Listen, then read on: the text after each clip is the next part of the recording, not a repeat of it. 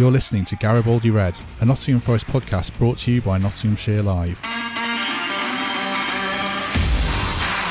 Hello and welcome to Garibaldi Red, the Nottingham Forest podcast from Nottinghamshire Live, where we are live streaming on Facebook and taking your questions, hopefully. So, hello, Sarah, how are you? Hello, Matt. Not too bad. How are you? Yeah, good. The big news of the day, or yesterday as well, it hasn't quite happened yet, but the impending signing of, and I will try not to butcher the name, Fouad Bachirou, a central midfielder who is plying his trade in Sweden at the moment. Sarah, what can you tell people about him? Because we'd all be lying if we said we knew too much at this stage. I'm glad you pronounced his name and not me, because I'm still struggling with that one. Probably worse so than this connection, but yeah, he comes with high recommendations. He seems like he could prove to be a decent addition for Forest. They obviously need to strengthen in central midfield, despite already bringing Jack Cole back in. They've lost John Bostock, they've lost Alpha Samido. Probably looks like Ben Watson's going to move on. Sam Bassau's struggling for fitness, so it is an area that they needed strengthening in. And it seems like he's been doing quite well for Malmo.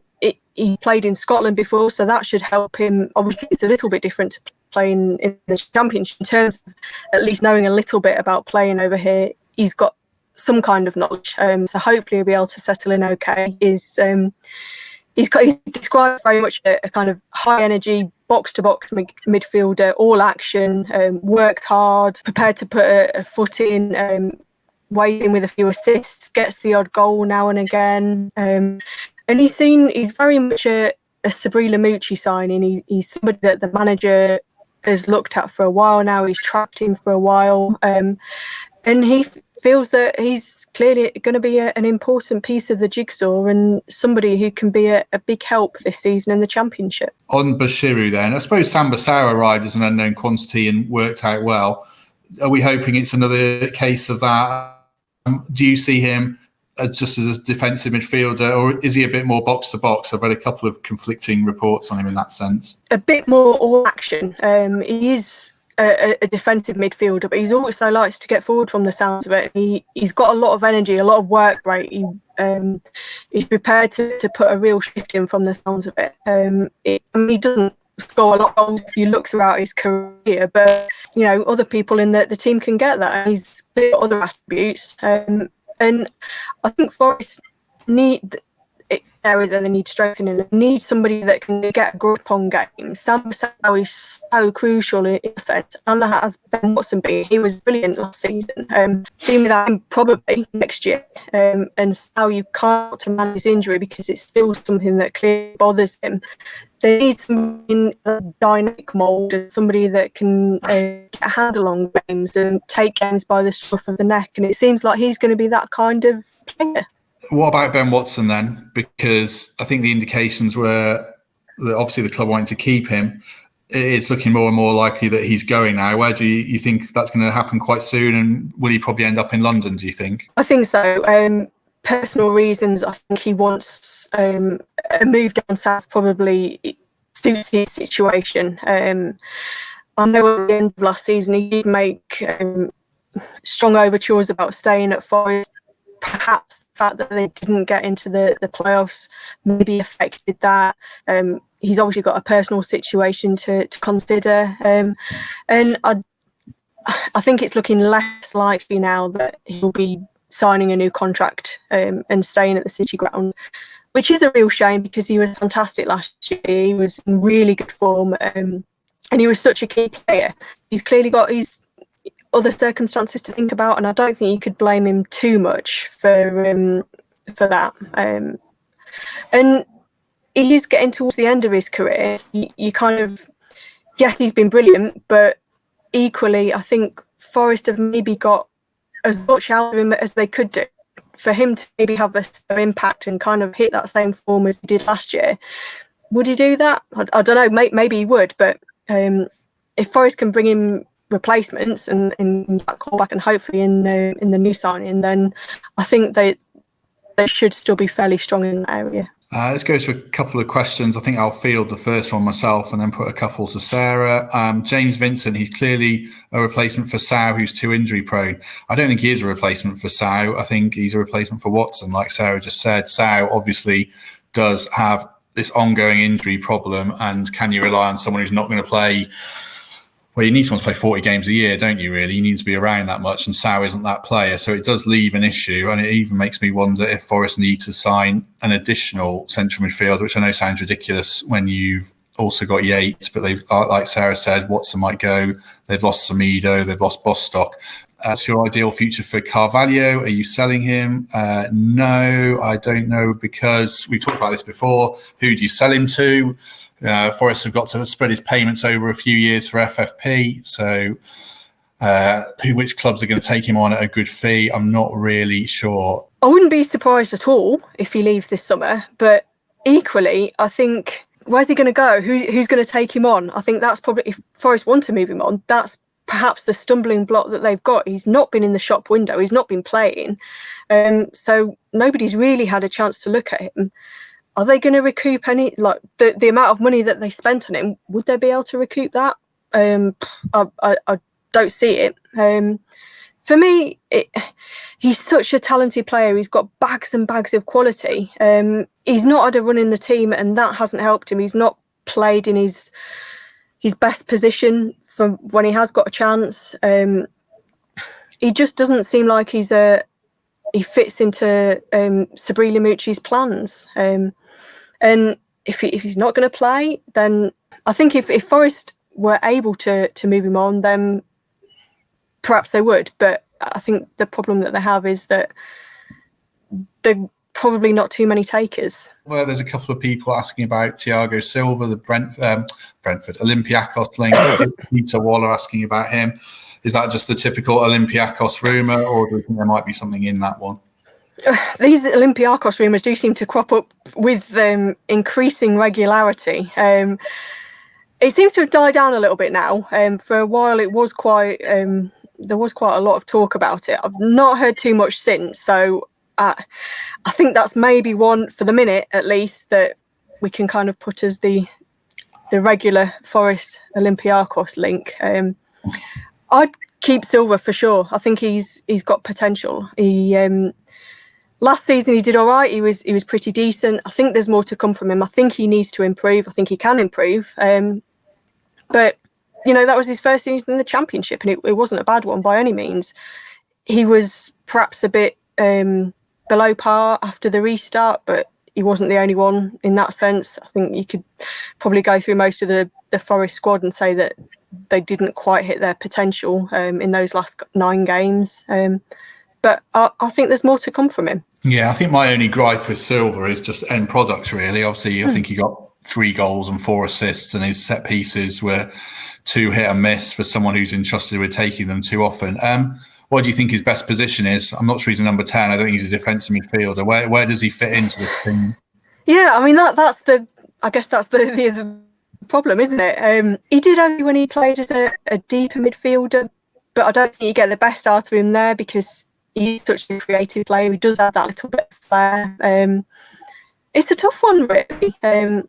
Further forward definitely suits him better. It's finding a system that works and works with other players as well. The main problem for me that Forest had last year was that Lewis Grabban, for a lot of the time, was really isolated. He needed a lot more support than what he got. He needed a lot more backup. And that's something that Forest are going to have to put right this time, because they need more goals. They need to create more chances. They need a bit more creativity. They need a bit more attacking threat.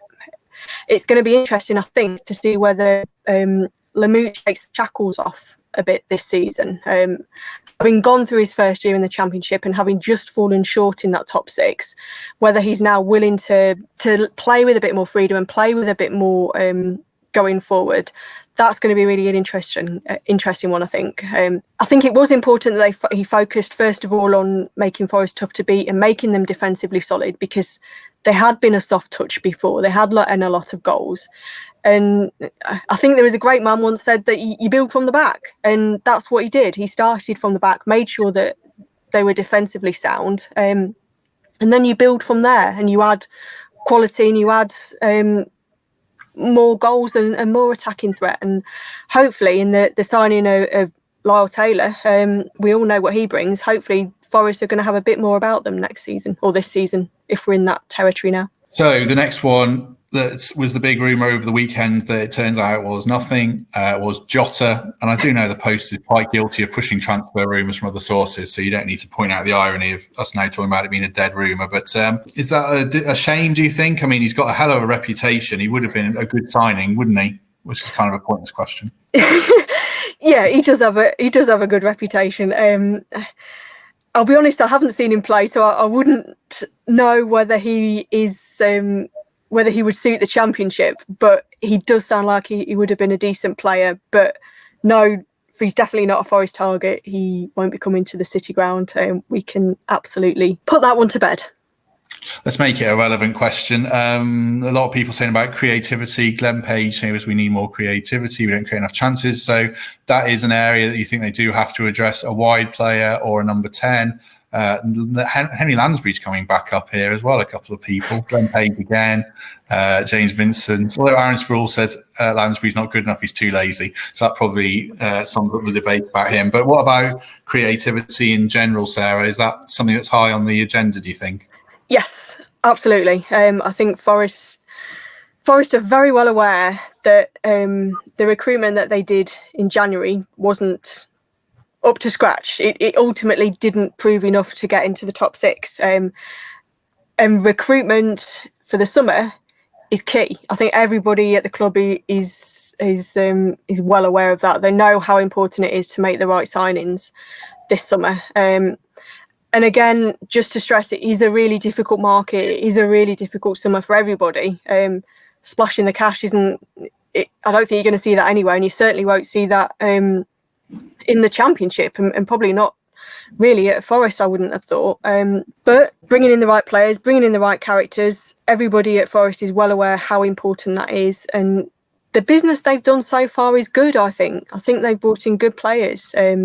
Jack Colbert, if he can produce anything like the form that he showed in his first 2 spells, then Forest are onto a winner there. He knows the club, good player, good character, knows a lot of the team, should settle in straight away, knows the Championship. Lyle Taylor, again, good player at this level. Tyler Blackett, again, he's very much a Sabri signing.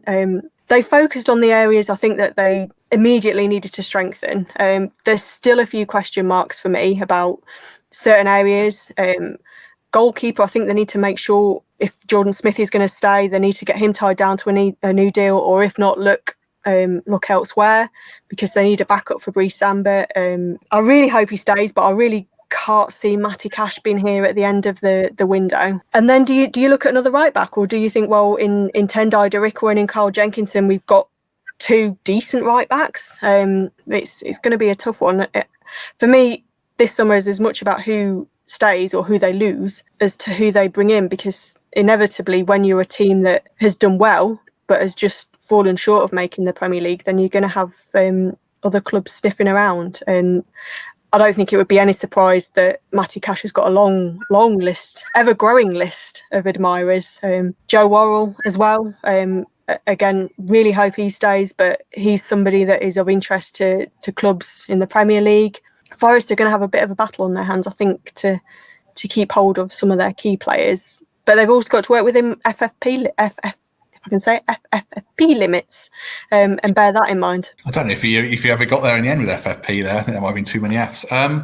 Probably. What about Worrell then and Cash in terms of the asking prices then? Is it a case of if a club meets an asking price for each of them, whether it's 15 million for Cash and 10 million for Worrell, will they go? Or do you think more realistically it might just be one of them that goes? You'd hope it would just be one. Forest are in a good position, really, in that they hold all the cards. They've got them both tied down to long-term deals. They can make sure that if they do sell, they go for a good price. They're not going to give them away cheaply. If you know, there's a lot of clubs after them, so they can drive a hard bargain, Forest. I don't think you could begrudge either of them a move to the Premier League if Forest managed to get decent money for them, because they're both really, really good players. They've both got bags of potential. They're still young, and clearly able to play at a higher level. And if a good move comes up, I don't think you could be too disappointed to see them go. Yes, everybody wants to hang on to the best players and wants to see the players, especially that have come up through the club, do well at the City Ground. Nobody likes to see them move on, but the reality of it is that when you're in the Championship, you've got certain restrictions and other teams are going to come sniffing for your best players. The thing I forgot to ask you about Bachirou is where are they at on the progress with his signing? It sounds like he's done a medical. When are you expecting that one to be announced? Is it just a case of the next few days? It should be sometime this week. When that will be, don't know for certain. But hopefully, if he passes the medical and everything goes okay, then it should be within the next few days. So very much a case of, as soon as Forest let us all know. They are back in friendly action. The world went into meltdown on Saturday when they lost to Oldham. Do we read anything into that? And can you tell people who actually played in the game, just a rough list of names? Because it wasn't really clear on Saturday. I think it emerged a bit more on Sunday. Yeah, no, we don't read anything into it. I think we've read too much into pre-season results before where Forest have got good wins over good teams and thought, rubbed our hands together and thought, we're in for good seasons here. And then the opposite happens. So no, I don't think you read anything into it. They played, no media were there, so can't say for certain, but it sounds very much like they played two separate teams, a first 11 to start with, and then a lot of changes at half time. Most of the big first team players played, I think. Lyle Taylor and Tyler Blackett, I know they both made their debuts. Bree Samba played, which is good to see. Obviously, he missed the last couple of games of last season. Joe Worrell, Michael Dawson, Knighton played. Yeah. My mind's gone blank there. And I only wrote the story about it the other day. The club said that 23 players, I think it was, played. And if you ask me to list them all, I'll probably only be able to come up with about 5 now. And I'm not sure why my memory's gone blank all of a sudden. But obviously, Alex Myton signed a new contract, which we touched on a little bit. What involvement do we think he will have this season, or will it be at Forest, or maybe go out on loan? What do you think? I hope he gets a chance at Forest. I know he's somebody that Lamucci really rates. He thinks he's a really good player, and he played him a lot after the restart. I think it was... I can't remember how many games he played now, but I think in total he played 10 times last season. And it was perhaps 7 of those came after the Championship restarted. So Lamucci's clearly not afraid of putting his faith in him at a crucial time. And I'd like to think that he gets a few more minutes this season because he's got a lot of potential. He's a really good player. And hopefully we can see a bit more of him. And Brennan Johnson as well, I'd like to see him get a bit more of a chance this year. He didn't get as many minutes as Myton after the restart, but hopefully he gets his chance again because, again, a player with a really bright future. And good bit of business for Forest to get Alex Myton tied down to a new long-term contract. Let's do a few quick fire questions before we finish, and then I've got one more thing I need to ask you about. Will Forest get Freeman from Sheffield United? Asked David Bonds. What do you think? Well, I think if they do a deal with Sheffield United over Matty Cash, that's what they want. They want him in return, heading in the opposite direction. Whether that happens or not, I don't know. I think this one's going to be something that drags on for a little while yet. I guess the thing with the transfer window this year is that it closes a lot later, and there's a long way to go yet. I know obviously teams want to get business done before the season starts, but I think this one is perhaps one that there's going to be a few twists and turns with, and there's a lot of teams in for him. There's a lot of teams monitoring Matty Cash, and as much as Sheffield United are maybe in the driving seat and Forest can see that they could get something out of that in return, I think it's difficult to call at the minute which way that's going to go. I'll answer this one quickly. Paul Benjamin Green, would you get another striker? No, because they've got Grabban and Taylor and they've got Tyler Walker, although I would probably loan Tyler Walker out to a Championship club, but I don't think you need that many strikers at this stage, unless Lamucci's definitely going to play 2 up front, and then you might reconsider. But if he's just going to play 1 up front, then I think the 3 they've got at the moment are plenty. Peter Waller, do you think we'll get any more? And Da Costa, sorry. Do you think we'll get any more attacking players? I think we talked about that earlier in the video, so do go back and watch that. And the same to Liam Lincoln about thoughts on Carvalho's future. There was one at the top about, let me find it. Why does Sarah think Ribeiro is God's gift to left backs? And I can't find who it was. He's pretty good, isn't he? And have you singled out Ribeiro for excessive praise? Well, maybe, because I think he's really good. I think he's a really good left back. I think he's probably one of the best bits of business that Forest did last summer.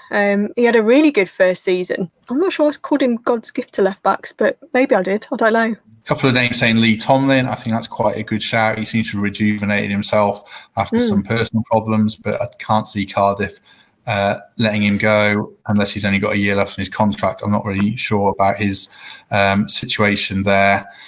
I'm not sure Cardiff would be too willing to do business anyway, given what happened. No, I think they'd sell him to, well, anyone else really, just before that. The shake-up in the coaching setup was the only other thing I was going to ask you about. Lamucci, obviously, given the end of last season, felt like he had to do something.